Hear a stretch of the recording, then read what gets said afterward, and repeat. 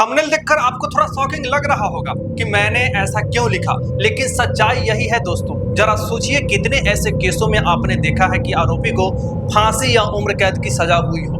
गौर करने वाली बात यह है कि जब आरोपी ने खुद अपना गुनाह स्वीकार कर लिया कि मैंने मर्डर किया है, तो फिर मुकदमा आगे चलाने का क्या मतलब है? क्या उसे तत्काल सजा नहीं दी जा सकती है? ये सब खामियाजा हमारे संविधान में है, जो संशोधन करने की जरूरत है। और यही कारण है कि लोगों के अंदर कानून का डर है ही नहीं। और ये दुर्भाग्य है हमारे देश का, जो ऐसी घिसी पीटी कानूनों में संशोधन नहीं किया जा रहा है। यही कारण है कि धड़ल्ले से इस तरह के अपराध में बढ़ोतरी होती जा रही है। जहां एक हत्यारा खुलेआम गुनाह कबूल कर ले, फिर भी जेल में आराम से चाय पी रहा होता है। राजा रघुवंशी की हत्या का केस ले लीजिए। उसकी पत्नी सोनम रघुवंशी ने अपने प्रेमी के साथ मिलकर उसे खाई में फेंक दिया, लेकिन अब क्या उसे फांसी मिलेगी? बिल्कुल नहीं मिलेगी, क्योंकि हमारा कानून अपराधियों का रक्षक बन चुका है। ये वीडियो उन सड़ी हुई कानूनों की पोल खोलेगा जो पीड़ितों को ठेंगा दिखाते हैं और हत्यारों को मौज कराते हैं। अगर आप भी इस व्यवस्था से तंग है तो अंत तक इस वीडियो को जरूर देखिए, क्योंकि ये सिर्फ राजा की कहानी नहीं, ये आपके और हमारे समाज का दर्द है। सोनम रघुवंशी जैसी औरतें समाज का कलंक है, क्योंकि इंदौर का राजा रघुवंशी एक सीधा साधा इंसान अपनी नई नई बीवी के साथ मेघालय हनीमून मनाने गया था। लेकिन क्या उसने सोचा था कि उसकी पत्नी एक साजिश करता निकलेगी उसकी ही मौत की? सोनम ने अपने प्रेमी के साथ 9 घंटे की प्लानिंग की। सोचिए, 9 घंटे की प्लानिंग अपने पति को मारने के लिए करती है।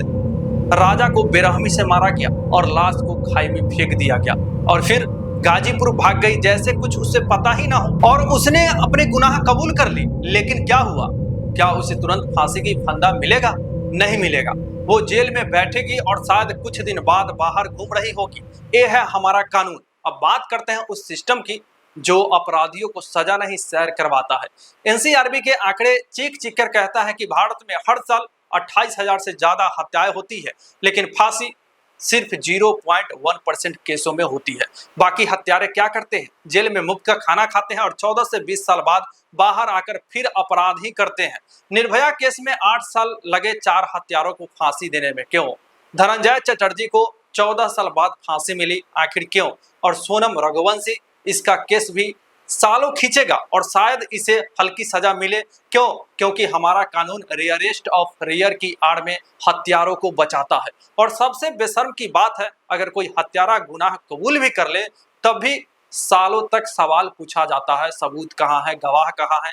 साक्ष्य अधिनियम कहता है कि पुलिस के सामने कबूलनामा बेकार है। अरे, जब हत्यारा खुद कबूल कर रहा है कि मैंने अपराध किया है, तो सबूत की क्या जरूरत है? लेकिन ये सिस्टम पीड़ितों को थप्पड़ मारता है और अपराधियों को गले लगाता है। इस कानून का असर सिर्फ अपराधियों पर नहीं, पूरे समाज पर पड़ता है। राजा रघुवंशी के माँ पिता को सोचिए, उनका जवान बेटा मर गया और उसकी हत्यारी जेल में कुछ दिनों तक कैद रहेगी।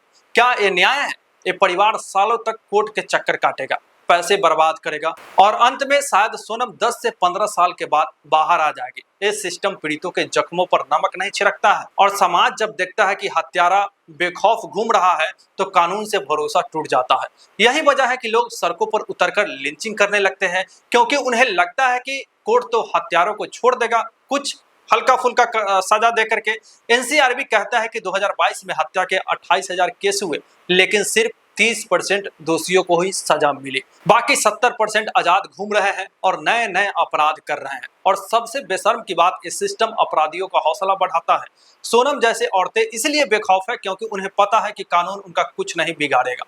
घरेलू हिंसा, हत्या, बलात्कार सब बढ़ते जा रहे हैं दिनों दिन, क्योंकि हत्यारों को कड़ी सजा नहीं मिल रही है। इसलिए लोगों में कानून का डर भी नहीं है। अब सवाल यह है कि इस सिस्टम को कौन ठीक करेगा? जवाब है, हमारा संविधान ही ठीक करेगा। लेकिन वो भी तो अपराधियों का साथी बन चुका है। लगता तो ऐसे ही है। अनुच्छेद 21 कहता है कि हर व्यक्ति को निष्पक्ष सुनवाई करने का हक है। ठीक है, लेकिन जब एक कानून 5-6 साल खींचती है, तो पीड़ित का हक कहाँ चले जाता है? अनुच्छेद 72 के तहत दया याचिका मजाक बन चुका है। हत्यारे सजा को सालों टालते रहते हैं और सुप्रीम कोर्ट वो रेयरेस्ट ऑफ रेयर की बात करता है। अरे, जब कोई बेरहमी से हत्या करता है, वो तो रेयर नहीं ना, वो तो आम केस बन जाता है। फिर फांसी क्यों नहीं होती है? सरकार को चाहिए कि वो इस पुराने सिस्टम को साफ करे।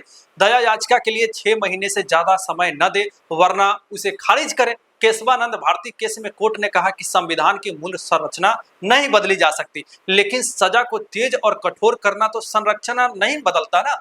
ये बदलाव जरूरी है, वरना अपराधी हंसते रहेंगे और पीड़ित रोते रहेंगे। आप अपने सुझाव या भड़ास इस कमेंट सेक्शन में निकाल सकते हैं।